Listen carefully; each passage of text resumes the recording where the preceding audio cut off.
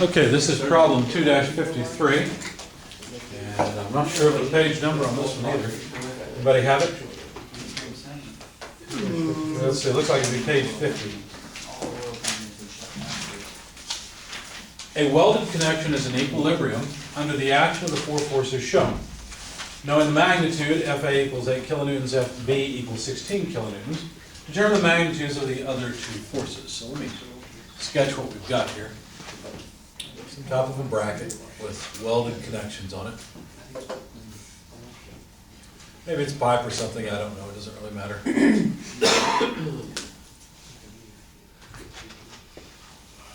There's another connection that's more, well, completely vertical. And then one that's completely horizontal. It doesn't really matter exactly where on the plate these are connected, so if my figure varies a bit from what's given, it's not really critical. We've got A here, B here, C here, D here, with FD here, FC to the left, FB oriented along that line, and FA here. To give us the orientation of the whole thing, they've told us that this bottom edge is a 3/4 slope. Okay. Now, since they've given us the magnitude Fa, let's write it in. Fa is 8 kilonewtons, or 8,000 newtons, and Fb was given as 16 kilonewtons. And we're supposed to find Fc and Fd. Now, the key principle that we're working with here is the fact that for something to be in equilibrium, all the forces on it have to be zero. But how many equations did I just write? One or two? This equation, is this one equation or more? Is it? I wrote a vector equation. I should have put a vector line above that zero also, because what I've written here is some of the forces in the x direction have to be zero, and some of the forces in the y direction equal zero. These two together encapsulated in that one equation. The components are also true. So if I were to set up a coordinate system like this, and of course if I wanted to, I could set it up like this if I wanted to be interesting, right? But I'm not going to do that. I'm going to set it up in the usual way. Then whatever forces are in the horizontal direction must sum to zero. And you might look and say, well, there's only one force in the horizontal direction, it's Fc. Well, this indicates the components also of all the forces. So we'd have to sum the horizontal component of Fb and Fa as well. We can make our lives a little bit easier by simply noting that these two forces lie along the same line. So the net force Fa plus Fb simply is 8 kilonewtons in that direction. We could use that. I'm not going to, but it'll be the same result. In other words, what I'm going to do is sum forces in the horizontal direction. I'm going to set it up and use all of the components that I've got available. I'm not going to do this either. I'll take the long way. Fb. Well, to get the horizontal component of Fb, we just studied similar triangles. How would I calculate the horizontal component of Fb? But we'll figure that out in just a second. I'm also going to add to that Fax and Fc. Now you might look at this and say, well, wait a second, Fc is in the negative direction. Yeah, that's true. I don't know its magnitude.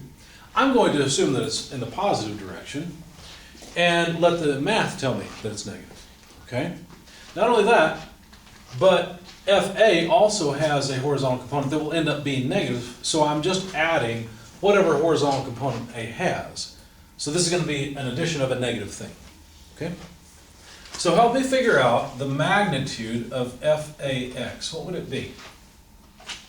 I'll give you a hint. Negative 8. Well, just because I know it's going to end up being negative. In fact, both the y and the x components will be negative, but that's why I put the negative there. 8 kilonewtons. And I need just the horizontal piece, so that's going to be 4/5. Why 4/5? Because this other side would be 5 long. You see that little triangle there that's helping me out? Helping me scale on my other forces, or the components. And of course, the results here are kilonewtons.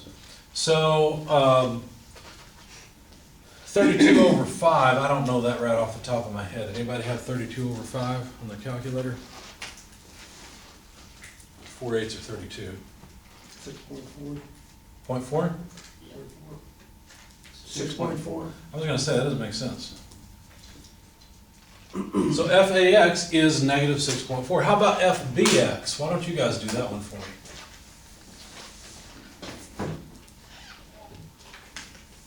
Answer's 12.8, of course, but prove it on your calculator.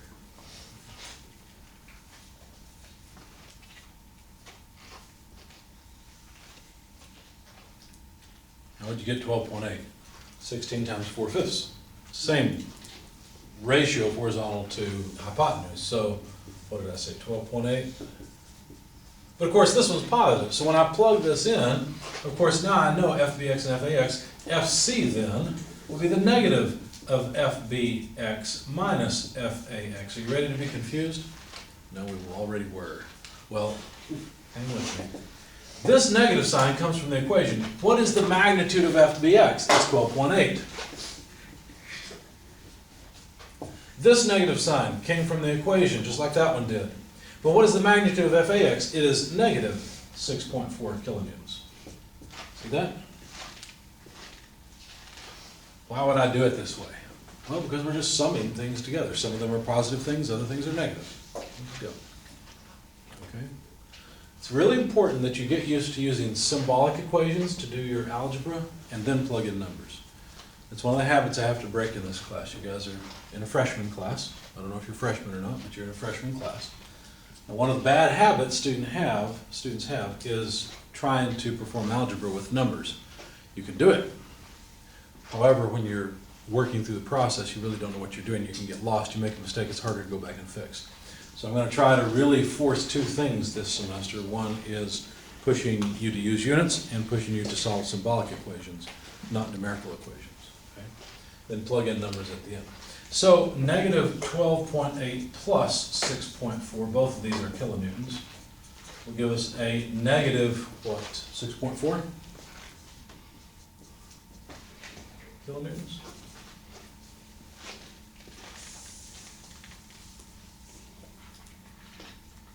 So what does that tell me?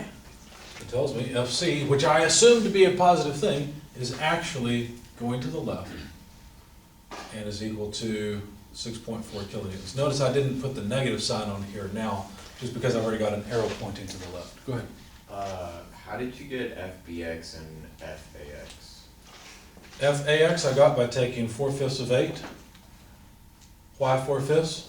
Because I was using geometry to scale the vector. I did the same thing here, use geometries, take 4/5 of 16, you get 12.8. Okay. Good question, any others? Okay. Well, what about FD? Well, notice that FD acts in the opposite direction. This time I'm going to assume the opposite, right? When I sum forces, I'm going to say, you know what, FD is going to be down. I think it's down. I'm going to put it in as if it's a negative thing, okay? So, now I'm just going to deal with the magnitude of FD. I know this is opposite to what I did here, but I'm trying to show you both ways, okay? So I'm going to do the same thing, but with sum of forces in the y direction.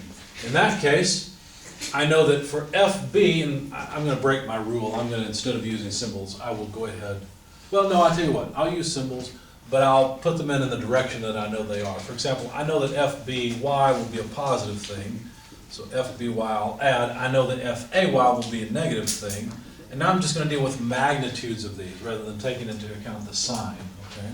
And then according to what I've drawn here, FD is a negative thing as well. So if we then take this equation and rearrange it to solve for FD, we'll get FBY minus FAY. Okay, just taking FD to the other side of the equation.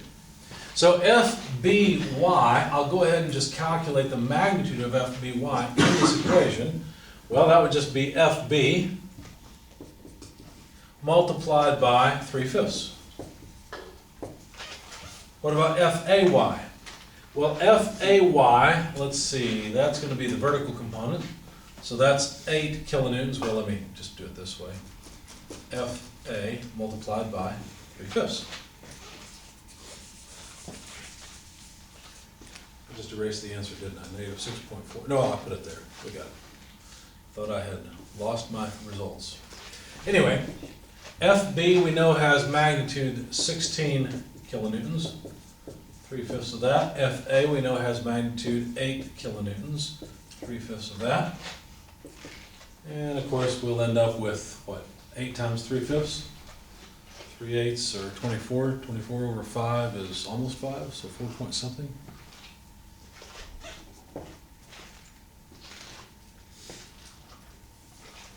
If you're not sure what I'm doing, I basically put these two together.